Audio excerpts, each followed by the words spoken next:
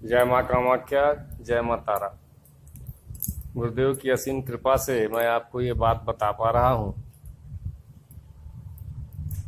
ये कुछ लोगों का भ्रम है कामाख्या पीठ के विषय में।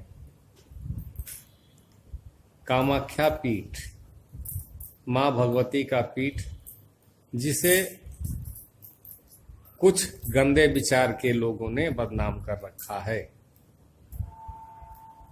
माँ भगवती के पीठ तक जाने में लोगों को भय लगता है। क्यों भय? क्यों माँ के दरबार में जाने में भय क्यों? ये भय क्रिएट किया है, ये इस भय की स्थापना की है कुछ बदमिजाज लोगों ने। कहने का मतलब ये है कि माँ भगवती जिसने हमें जन्म दिया,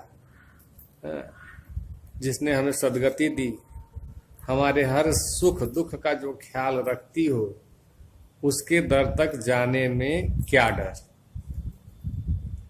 डर उन लोगों को लगती है जिन्हें अपने मृत्यु का भय होता है। डरने की क्या आवश्यकता? जो आनी है उसको आने दो, उसका स्वागत करो। उससे डरोगे कहाँ जाओगे? डर के क्या कर पाओगे? क्या है तुम्हारे पास? कुछ भी तो नहीं। जब उसको आनी होगी, खुद व खुद चली आएगी। उसको ना कोई डॉक्टर रोक सकेगा, ना वैद्य रोक सकेगा, ना कोई साइंस अटका सकता है। फिर उससे डरना क्या? क्यों डरे हम उससे? रही बात कामाख्या पीठ की, कामाख्या पीठ एक दिव्य पीठ है, माँ भगवती का पीठ है, जहां भगवान शंकर ने तपस्या की। उस जगह को लोगों ने बदनाम कर रखा है कि वहां जादू टोना होता है, वहां कुकर्म होता है, वहां कुछ उल्टी सीधी गतिविधियां होती हैं। अरे पगले, दूसरों की बात सुन के क्यों माथा फोड़ते हो?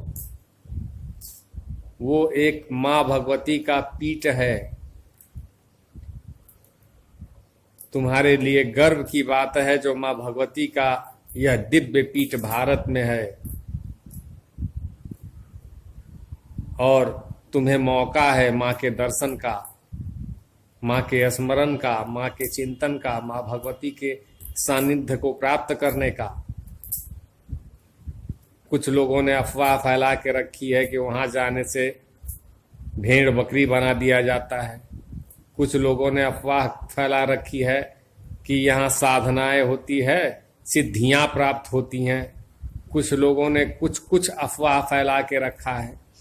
वास्तव में ये सब बातें जो है वो अभ्यस्त लोग जो होते हैं वो बोलते हैं।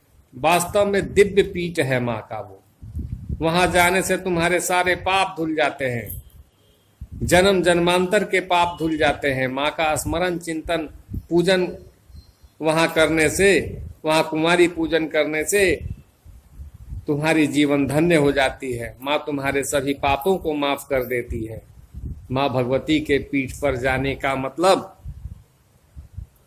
तुम्हारी सारी भूल, तुम्हारे सारे पाप धुल गए, तुम पवित्र हो गए। उस स्थान को लोग बदनाम करके रखे हैं। ये बड़े ही सोचनीय बात है। अब रही बात कि बड़े बड़े साधक, आराधक, तपस्वी, बुद्धिजीवी वहां साधना आराधना करते हैं।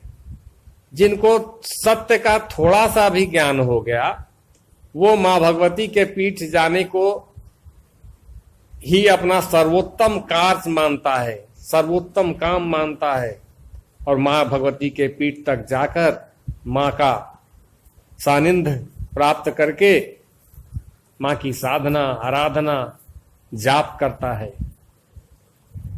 उस पवित्र स्थान को कुछ लोगों ने अफवाह फैलाकर बदनाम कर रखा है।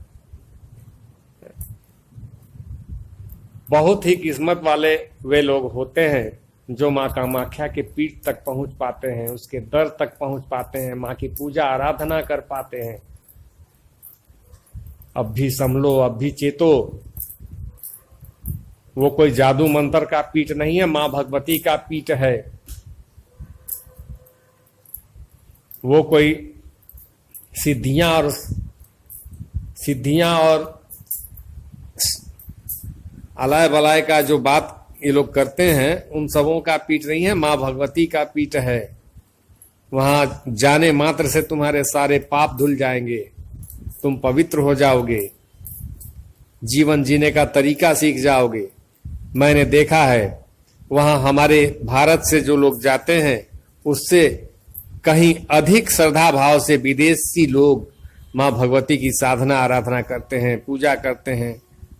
मां का विधि विधान न जानते हुए भी वो अपनी विधि से जैसा भी हो पूजा अर्चन करते हैं। वही एक दर है, वही एक दरबार है जहां भगवान राम के भी भक्त जाते हैं, भगवान कृष्ण के भी भक्त जाते हैं, भगवान विष्णु के भी भक्त जाते हैं, भगवान शिव के भी भक्त जाते हैं, भगवान ब्रह्मा के भी भक्त जाते हैं, भगवान हनुमान के भी भक्त जाते हैं। सभी के भक्त उसी दर पर जाते हैं और जिस रूप में पुकारते हैं मां उसी रूप में उसे आशीर्वाद देती है। और इस सिद्ध पीठ को, मां भगवती के पीठ को कुछ लोगों ने मात्र स्वार्थ के लिए या अज्ञानतावश बदनाम करके रखा है।